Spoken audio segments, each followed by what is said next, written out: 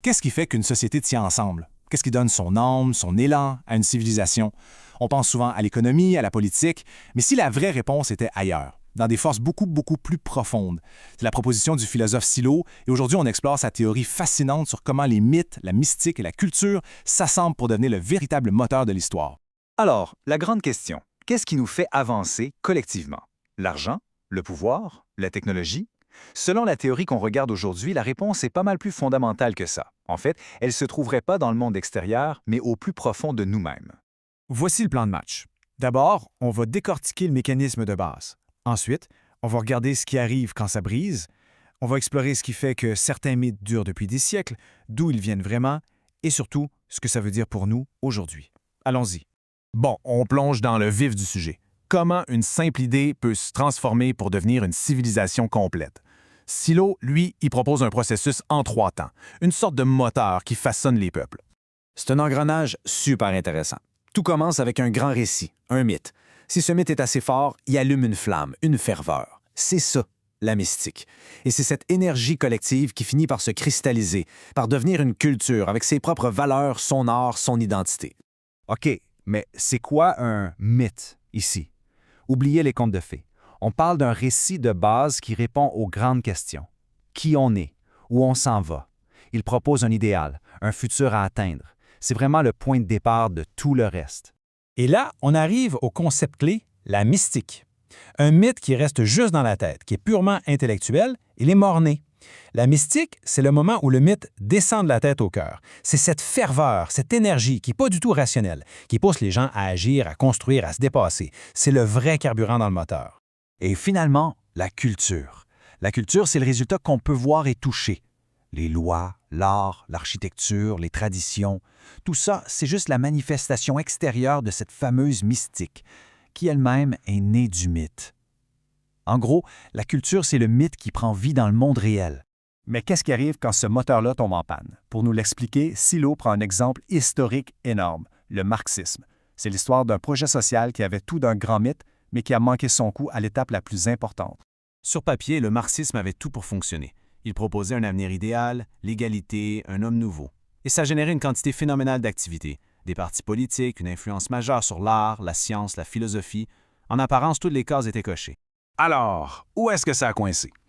Cette citation de Silo va droit au but. Le problème, c'est que malgré toute sa force intellectuelle, le communisme n'a jamais vraiment touché le cœur des gens, même pas celui de ses plus grands défenseurs. Et sans ça, pas de mystique possible. Et voilà le diagnostic. Le marxisme, c'est une construction de la raison, une idéologie.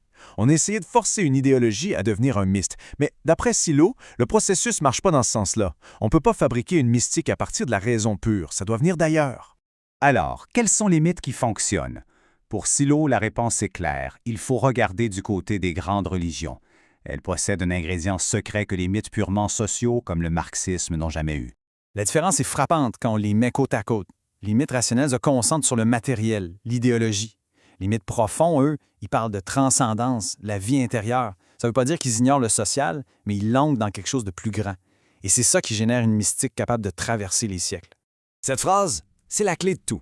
Un mythe profond, qui vient du cœur, peut influencer la raison, la société, la politique. Mais une simple idée rationnelle, aussi brillante soit-elle, ne peut pas faire le chemin inverse pour aller générer une vraie mystique. Ça part toujours de l'intérieur vers l'extérieur. Concrètement, qu'est-ce qu'ils ont, ces mythes qui durent? Eh bien, ils parlent d'en au-delà. Ils donnent un sens à la mort. Ils connectent notre petite vie personnelle à un projet beaucoup plus vaste. Même s'ils sont hyper différents, comme le bouddhisme et l'islam, leur point commun, c'est toujours cette idée de transcendance, de ce qui nous dépasse. Ça nous amène à la question la plus vertigineuse. Si les mythes ne naissent pas de la raison, d'où est-ce qu'ils viennent? Et là, on entre vraiment au cœur de la pensée de Silo sur la conscience humaine. Silo est formel là-dessus. Il faut complètement changer notre façon de voir les choses. Les mythes ne sont pas inventés par des intellectuels dans leur bureau. Ils émergent d'une source bien plus profonde, presque insaisissable. Alors, comment ça marche? Imaginez que chaque humain naît avec une sorte d'antenne interne. Cette antenne, elle capte des signaux, des impulsions qui viennent du fin fond de notre conscience, des zones où la logique n'a pas accès. Un mythe, au fond, c'est simplement la traduction de ces signaux-là. C'est la tentative de mettre en mots, en images, quelque chose qui est ressenti de façon diffuse, mais très, très forte. Et ça, c'est qu'un point super important. Les signaux sont peut-être universels, mais la façon de les traduire, elle, ne l'est pas.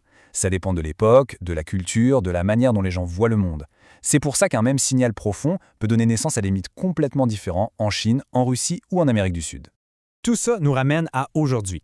Dans notre monde hyper connecté qui est en pleine crise, quel genre de traduction, quel genre de mythe pourrait bien émerger? La question n'est pas banale. On sent bien que les vieux récits s'épuisent. Pour Silo, une période de crise comme la nôtre, où les peuples se sentent perdus, c'est justement le terreau fertile pour qu'une nouvelle traduction de ces signaux profonds voie le jour. Par contre, il y a une condition, une règle du jeu qui a changé. À une époque où tout est globalisé, un mythe local ou national n'a plus aucune chance de s'imposer. Pour avoir un impact réel, un nouveau mythe doit parler à l'humanité tout entière. C'est mondial ou c'est rien. Dans ses propres écrits, Silo propose sa tentative de traduction, qu'il appelle simplement le message. Il insiste pour dire que ce n'est pas une vérité absolue, mais plutôt une proposition, un outil en développement. Le but, c'est pas d'imposer un dogme, mais d'aider chaque personne à défaire ses propres nœuds intérieurs pour mieux écouter ces fameux signaux profonds. Et c'est là-dessus qu'on va se laisser. Si cette théorie est juste, ça veut dire qu'on est tous, qu'on le veuille ou non, des traducteurs. La vraie question, c'est donc, dans nos vies personnelles et collectives, dans notre culture, nos espoirs, quels signaux des profondeurs est-on en train de traduire, ici et maintenant?